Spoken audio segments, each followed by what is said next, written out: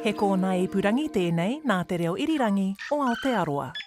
This is Mediawatch. I'm Colin Peacock. In less than 20 years, our biggest publisher of newspapers and online news went from changing hands for more than $1 billion to just $1. This week, I asked the Aussie executive in charge just a few years ago, are our news media now managing decline or maybe settling on a smaller structure that might actually last? Also on Mediawatch this week, 20 years ago, the movie Good Night and Good Luck won awards for showing how the CBS TV network and pioneering newscaster Edward R. Murrow confronted the authoritarian overreach of McCarthyism in America back in the 1950s. This week, CNN live-streamed a stage version of it from Broadway with some interesting nods to the present. I feel like I went to sleep 3 years ago and somebody hijacked, as if all the reasonable people took a plane to Europe and left us behind.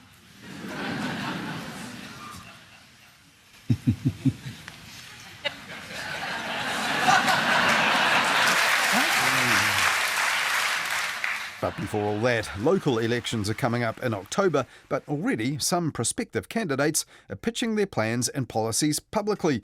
But are the media checking those out before putting them to the punters in the news? A survey commissioned by Queenstown Lakes District Council has found support for the Mayor and councillors has dropped to 17%. That's down from 44% last year. The results of the survey of about 400 residents by Key Research shows frustration over infrastructure, traffic and tourism pressure. That was the RNZ news on Wednesday night with a tough opinion poll for Queenstown Lakes District councillors, especially those wanting to be re-elected later this year. Just 17% of respondents felt the council makes decisions in the district's best interest. The survey follows the overturning of the council's freedom camping bylaw and a controversial decision to discharge treated wastewater into the Shotover River. Now, there's 4 months to go before people actually go to the polls locally, and that opinion poll was conducted more than 3 months ago, back in March. And it wouldn't have been in the news at all if local online news outlet Crux hadn't complained to the Ombudsman to force the release of the results. The council's acting chief executive told Crux it was great to see 85% satisfaction with trails, walkways and cycleways in the region. Its libraries and parks also scored highly, he pointed out. And they did, but he also acknowledged those low scores for trust and council engagement were a problem, but he said they're working on it. Now, the following day, Crux reported that almost half of the responses to the council's survey on trust had been excluded from the results supplied because some people weren't on the electoral roll or the council's ratepayer database. And including those responses, according to Crux, would have dragged the ratings for trust, long-term solutions and quality of services into the low single figures. Local government is a challenging environment in general, the acting CEO told Crux, with difficult local decisions having to be made almost everywhere in local government. And that's also true. And that makes the upcoming elections in many places around the country particularly unpredictable for the candidates. Now, at the moment, the candidates and not the issues seem to be the focus of many news stories about local politics. For example, in Tauranga, which had no mayor or council for a long time, the new mayor, Mahi Drysdale, has been in the news often for not living in the city he was elected to lead. The Bay of Plenty's local democracy reporter Alicia Evans reported recently that he has now bought a house in Papamoa, but he won't move in with his family until the end of the school year. Last Wednesday, the Whakatane Beacon reported that local identity Sandy Milne is planning to stand for council there, just 1 month short of his 91st birthday.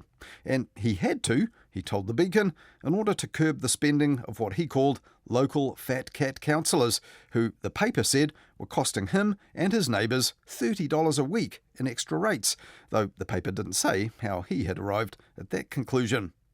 Nominations for local election candidates don't even open until the 4th of July, but in some places, such as Wellington, prospective candidates have already launched full campaigns. And as Hayden Donnell now reports, they've also been pitching plans and policies to voters that have already been getting aired in the media. When Andrew Little released his transport policy for Wellington, RNZ headlined its story about it like this. New fare capping scheme proposed for Wellington. Seems pretty anodyne, really. Only one small issue: fare capping isn't really new for Wellington at all. The Greater Wellington Regional Council already agreed to a fare capping proposal similar to Little's in May last year. He was announcing a policy that's similar to the existing policy, and that fact didn't really get a mention in RNZ's report. Some other potential fishhooks also went unremarked. Fare capping involves updating a whole bunch of public transport software. For that reason, Greater Wellington Regional Council tied its scheme to coincide with a planned national ticketing system. But as RNZ and One News have reported, that system isn't looking imminent. Fresh delays hitting the rollout of the National Public Transport Ticketing System, the Motu Move project.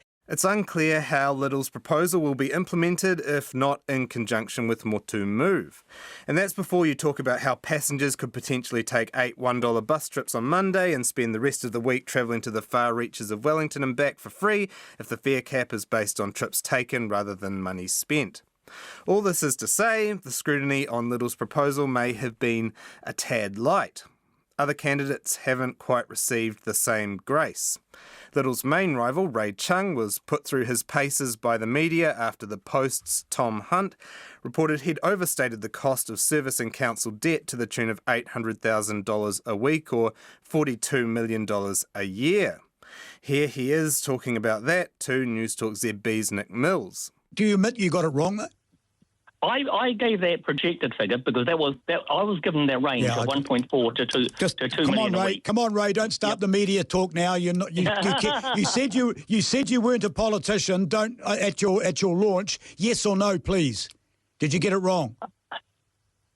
I got it wrong for right now. Okay, all right. That's all I want. That's good. That's fine. That's all right. Okay, we got there in the end. Chung still has more questions to answer, though. He's proposing 0 rate rises for Wellington for 3 years, but there's scarce detail about what that means when it comes to cuts to council services.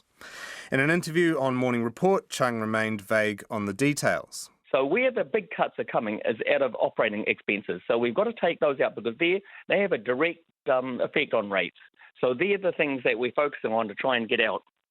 And have you got some for us? Yes, we'll be looking at, certainly the big one is the number of staff at the council. You know, our staff numbers have just gone up exponentially, and really, I have no idea what a lot of these people do. Dan didn't push back on that, perhaps because he didn't have the numbers to hand. But a later RNZ story noted staff numbers at Wellington City Council were relatively flat in 2022 and 2023 and declined in 2024, which is slightly different to an exponential rise. Some scrutiny is better than none, but the heat on Chung is probably not quite as scorching as a central government politician would expect if they were planning to radically reduce the nation's tax take and potentially share back services. Meanwhile, up in Auckland, Mayor Wayne Brown, who's confirmed he's standing for re-election in October, recently hauled the council's transport arm over the coals for not planning to put a bus stop directly outside the newly built Maungawhau station on the $4.6 billion city rail link. His comments, made at the Transport Resilience and Infrastructure Committee meeting last week, were reported in a straight news story by Stuff. But as the blog Greater Auckland noted, placing a bus stop directly outside the Maungawhau station would restrict development capacity and add a couple of minutes to millions of journeys on one of the busiest bus routes in the city, all to save passengers a relatively short walk. Once again, this hasn't received much detailed analysis from more mainstream outlets. This is just partly a function of the way our media is set up. News organisations have whole teams stationed in the press gallery at Parliament. They have regular opportunities to grill politicians, including in set-piece press conferences or more impromptu stand-ups on the tiles outside the debating chamber. Local politicians, by comparison, have far fewer journalists covering them, despite the efforts of our shrinking number of community newspapers and the government-funded local democracy reporting program. They face a fraction of the questions of their central government counterparts, even on issues which are significant, involve large budgets, and may have implications that stretch beyond the local area. Sometimes things can slip through when there's not enough people watching. But local body elections are coming up soon. The next few months are going to be full of politicians making bold claims and big promises. It would be nice to know if they stand up to scrutiny without having to search a strong but admittedly quite small blog on urban issues or a council agenda from more than a year ago. Hayden Donnell there, pondering whether local election candidates already pitching their plans and policies are getting an easy ride into the headlines.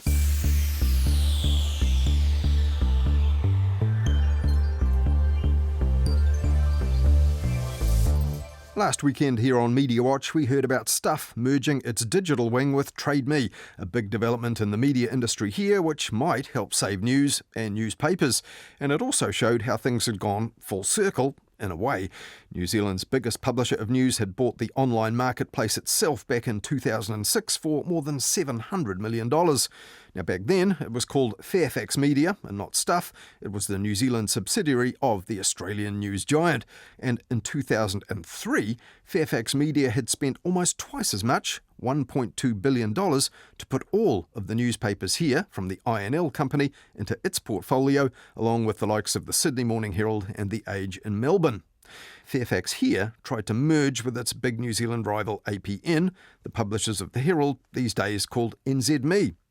Now, at that time, it was knocked back by the Commerce Commission, who reckoned it would make it too much of a monopoly here.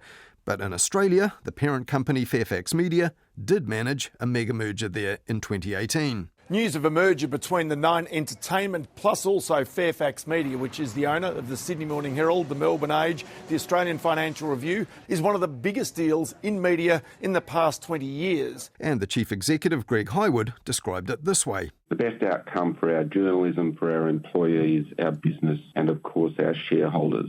At the time, the 95-page merger document only mentioned Fairfax's New Zealand holdings once, and on a chart showing the logos of the new big beast called Nine Entertainment, there was no sign of Stuff at all.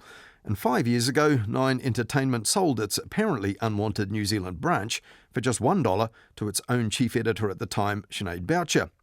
Now, 5 years on from that, as we heard on Mediawatch last weekend, Sinead Boucher has now sold half of Stuff's digital business back to Trade Me.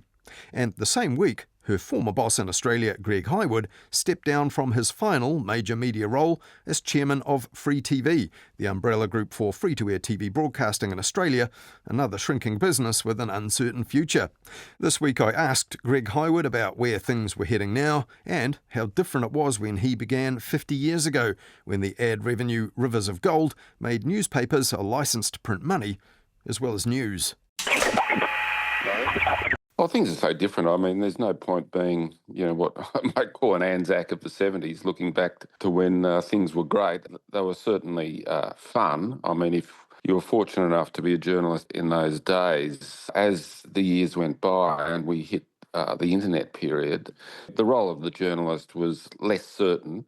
But look, I've always said the fundamental role of a journalist has always been the same, having an absolutely good crack at making sure you get to the kernel of the truth.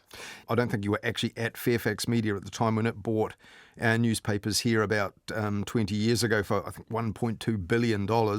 Then they bought the Trade Me business for about $700 million just 3 years later. Fast forward to 2020, the Nine Entertainment group that merged with Fairfax in the end sold it back to its current owner in this country, Sinead Boucher, for just $1. I mean, amazing fluctuations in value, and I guess you would have seen that in Australia as well. It was extraordinary. I mean, the chief executive at the time, Fred Hilmer, doubled down on print and bought newspapers at a very time when the organisation was debating about the future of newspapers and how much to invest in the internet, in particular how much to invest in the core classified business, jobs, homes, cars, which were the so-called Rivers of Gold. But his successor, David Kirk, bought Trade Me as to go in an entirely different direction, which was to digitise the revenue streams of the business. And that was a very good decision by David to do that. By the time I got back to Fairfax in 2010 as CEO, the consequence of investing so heavily in newspapers and had put the company in the position where we had to sell Trade Me to reduce the level of debt that we had, because the print revenue was dropping at 10% a year, which was $100 million a year. And as you pointed out, I mean, a business that was bought for $1.2 billion only a few years later was handed back to the management in the form of Sinead for a buck. Yeah. You know, I mean, it's just phenomenal. It really is. Out of interest, like in all those years, like 2010s, the company here, Fairfax New Zealand, they used to insist to us that they were very independent of Sydney, and Sydney didn't call the shots, or Australia. But, I mean, was Australia really all that interested in what was going on here in this kind of branch office of the New Zealand newspapers? Absolutely. I mean, as CEO, I was very, very interested, and I worked closely with Sinead when she headed up the Fairfax organisation, editorially and in the day-to-day business sense. The organisation did what it needed to do. And frankly, it was doing really quite well. I mean, I was rather surprised that it was given back for $1 because I always thought that when I left after the merger that the New Zealand business was probably absolutely in better shape than the regional business here, which was sold for $120 million by Nine. But, you know, good luck to Sinead and the team with what they've subsequently done. The New Zealand assets were important assets, and we kept a close eye on them, and they were managed very, very well, which was why we thought they were good assets. I remember you came out when there was the plan to merge Fairfax Media New Zealand with NZME, its rivals, the publishers of the Herald. That would have created one big super company in news publishing. The regulator here said no, that'd be too much of a monopoly, both for audiences and for advertisers, or too dominant in the market, let's say. Do you think that's a bit of a sliding doors moment and they should have gone ahead with it? Oh, I was very supportive and in retrospect, still supportive of it. I mean, 90% of the growth in advertising in both New Zealand and media goes to Google and Facebook. The rest of the traditional media was fighting over the other 10%. You really needed scale to be able to compete. And it was a question about diversity or scale. And, you know, while they've survived, you know, the question is, would they have been able to invest in journalism in the merged entity than what's currently the case? And I can't answer that, but it was a very legitimate exercise in trying to sort of deal with the structural change going on in the industry and making sure that the journalism would survive. But one thing in all of this that's also in the 20-year period we're kind of talking about here, the rise of, you know, property platforms.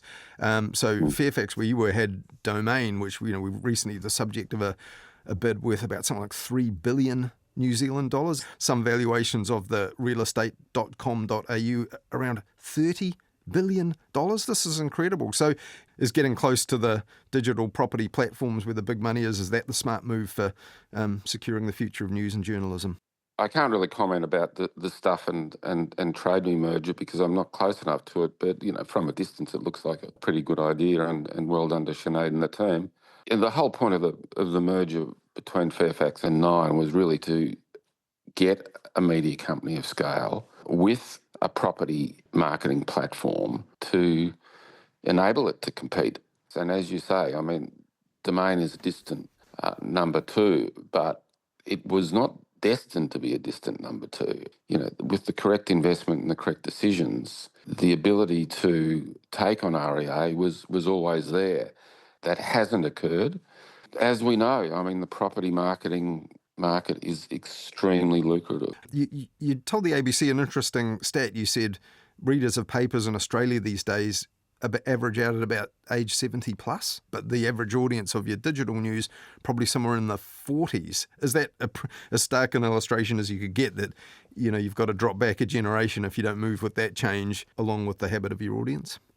That's exactly what we had to do. We had to take Fairfax from an analogue business to a digital business. And I left for a number of years. And when I got back in 2010, the internal debate inside Fairfax was, is there still a future in print and what should we do with digital? And I said, look, let's just stop this debate. The sustainable future for the business is digital. So every decision we take about the future will be about a digital future. And that's what we did. And we transformed the business from a newspaper company that put out a digital service to a digital series of digital mastheads which put out a newspaper at much lower cost to still sell to an older audience but have the fundamental revenue base of the company, of the publishing component, based around digital subscriptions and digital advertising. And that's worked.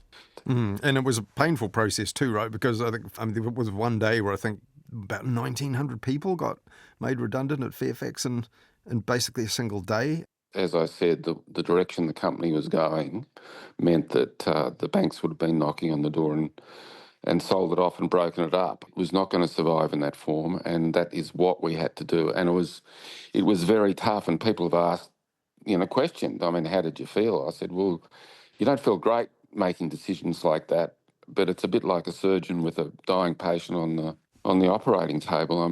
You've got to do some radical things to save the patient's life. Yeah, there was even a bit of sort of offshoring stuff to New Zealand at that point, wasn't there? Yeah, there which was. a bit controversial. Yeah, we certainly offshored the sub-editing process and focused on the local reporting component to maintain, because we had to have the journalism. That was our responsibility and was also what we sold.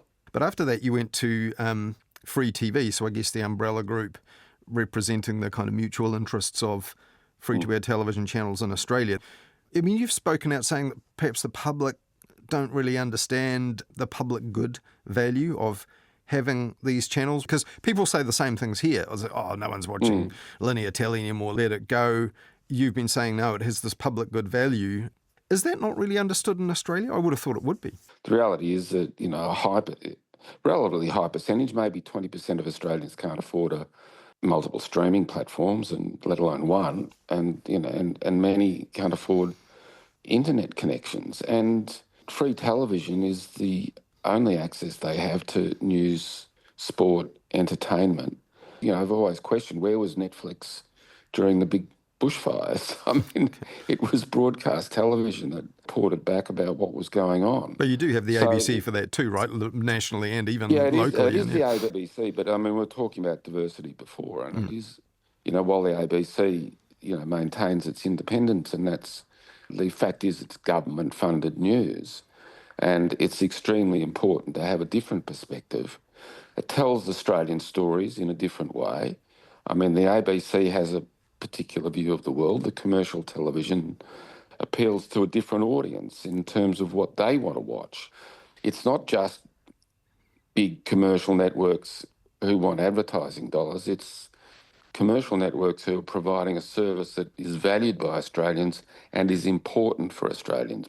With your kind of 50-year view of things, there's been a bit of managed decline going on maybe the last 20 years, but could we now be maybe settling on a more sustainable, sort of durable but smaller scale model with things like these lucrative property digital platforms that can provide revenue and a bit of security for news media companies, and that maybe the appeal of things like Netflix and all that has plateaued after, huge growth, and maybe the offshoring of the ad income to the Googles and Facebooks will stabilise? We might just get to a point where local national media companies can survive in both our markets.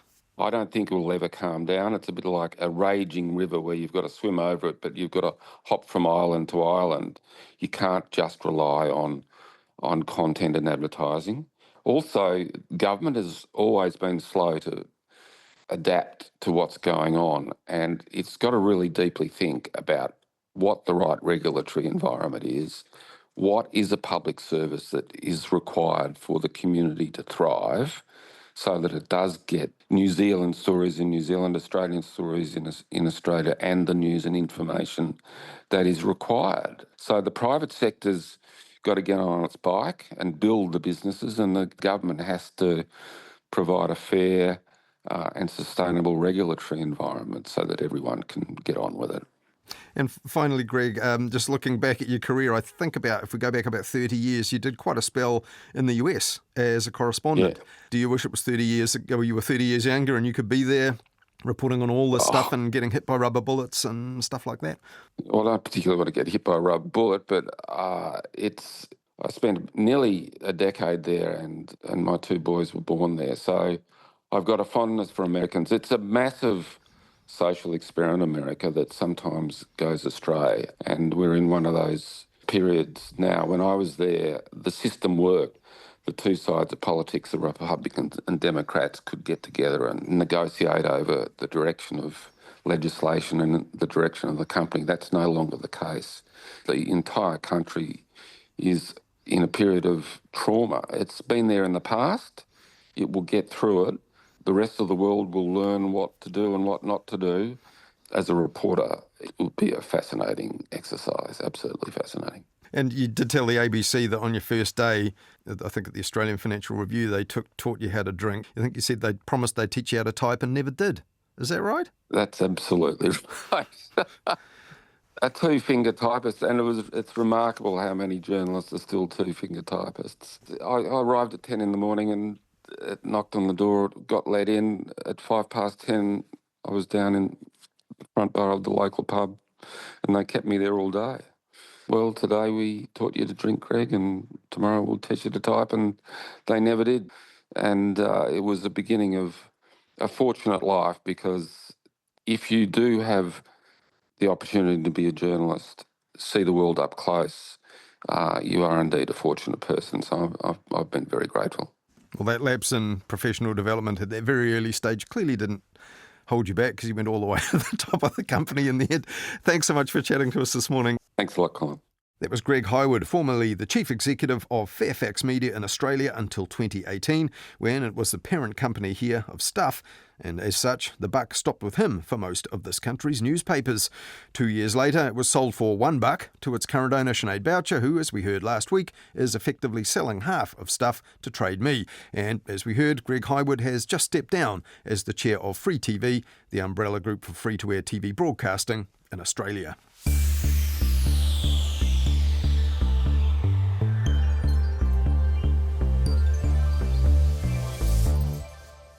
One of the biggest of Australia's free-to-air TV broadcasters, which Greg Hywood represented in that role, is the Nine Network, the one that merged with his former company, Fairfax Media, back in 2018, as we heard. And the reason that Greg Hywood said there that he didn't fancy copping a rubber bullet is that is exactly what did happen to his Nine Network compatriot, Lauren Tomasi, who's in the current chaos in Los Angeles this week, and she was live on the air for 9 News when it happened. The LAPD moving in on horseback, firing rubber bullets at protesters, moving them on through the heart of LA. You okay? I'm good. Now, of course, she wasn't the only one who copped it from the LAPD during the protests.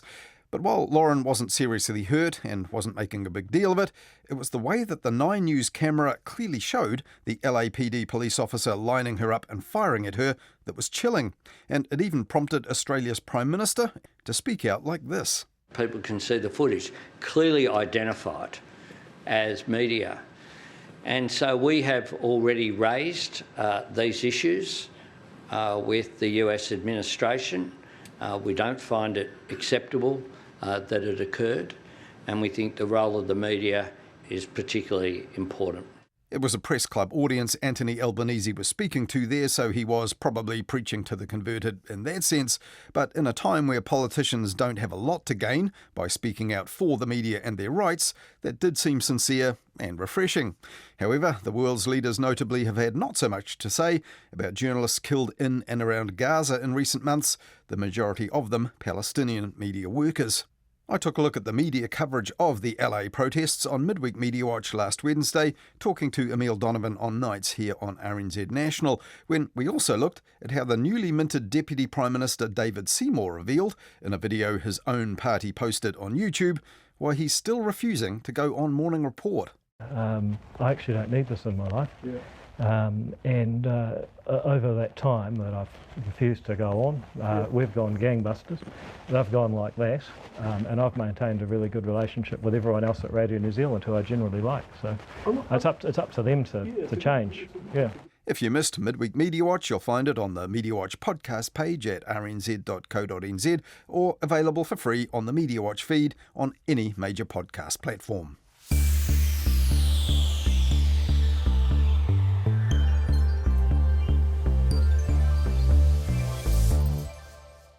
Last Sunday, the day that those protests in LA grew in intensity, so did the response of the LAPD.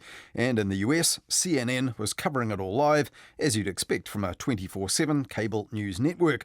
But they also did something that day that they'd never done before, broadcasting a live Broadway play to millions all around the world, a performance of Good Night and Good Luck. Now, 20 years ago, the movie of that won awards for showing how the CBS TV network and newscaster Edward R. Murrow confronted the authoritarian overreach of McCarthyism in 1950s America. But CNN's own media correspondent Brian Stelter said that play's dialogue now feels ripped from recent headlines. And last weekend, the audience, and George Clooney in the lead role, certainly picked up on that. I feel like I went to sleep 3 years ago and somebody hijacked. As if all the reasonable people took a plane to Europe and left us behind.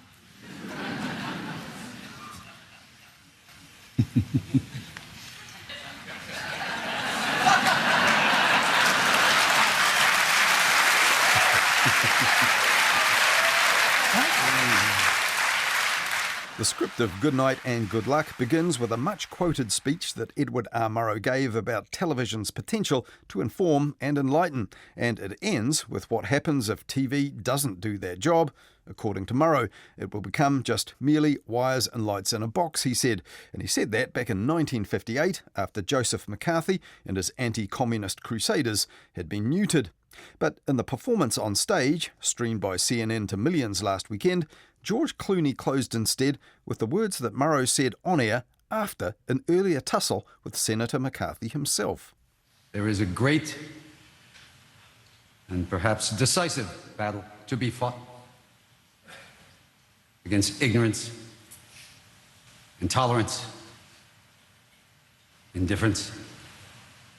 And George Clooney's Broadway play script then bolted on words from Murrow's on-screen rebuttal to Senator McCarthy, who had himself invoked Shakespeare's Julius Caesar. Murrow responded with the response from Cassius. The question is, what are you prepared to do? The fault, dear Brutus. Now, the full quote from Cassius was, "The fault, dear Brutus, is not in the stars, but ourselves," something the media may reflect on, perhaps. And after the show that they'd just beamed to the world, CNN did ponder that in a post-play panel discussion. Both timely and dated. Timely, obviously, because demagogues then, demagogues now. Dated because the play works because Murrow has the public credibility to stand up to a political demagogue. And when I watched it, it was with a sense of sadness that that credibility has bled out of the news media over many years, so that it's hard to imagine, maybe present company accepted, but it's hard to imagine any major American journalist having the same kind of inarguable authenticity, trust of the public. That generation of Murrows and Cronkites and Abe Rosenthals and others has just passed the scene. And it's part of that we have to acknowledge is on us. It's not just social media or bad people in politics. Part of it is on what the media has done to itself. Well, let's drill down on that, because a Gallup poll of 2024, 18% of Americans have a high degree of trust in newspapers. That's a very low number. 45% don't. 12% have a high degree of trust in TV news. 51% don't. CNN's Anderson Cooper responding there to New York Times writer Bret Stephens. Now, most of the people in that discussion were attached to big names in the news media, lamenting the decline of their influence since the days of Edward R. Murrow. But also in the discussion was podcaster Kara Swisher, who told them all this. We had a brief period during Watergate where we were fantastic. And I think we've always been under siege in some way. And as to a single person, that's never going to happen anymore. We were under siege during Watergate, yeah, too. exactly. Don't forget Absolutely. how good Mrs. Graham was. But what I'm saying is there's never going to be a Cronkite again. There's never going to be a Murrow. There's going to be a lot of them. And I'm seeing so much entrepreneurship by media figures that are smaller and hitting at different places that we have to think of a new way to deliver news to people, where we don't just have one singular figure on the Upper East Side of New York. Plenty in that then for the media to ponder. Well, that's it for this weekend. Thanks to you for listening, and thanks to Hayden Donnell for producing and taking a look back at election coverage ramping up early. Too early for some in the media, maybe. If you have any thoughts for us or ideas for us to follow up, do get in touch. Email us, mediawatch@rnz.co.nz, or you'll also find us at MediawatchNZ on X. And you can even write us an old-fashioned letter and send it to Mediawatch, PO Box 123, Wellington. Hayden will be back next Wednesday with Midweek Mediawatch. Catch you then. In the meantime, follow Mediawatch and listen on Apple Podcasts, Spotify or any podcast app to make sure you never miss an episode.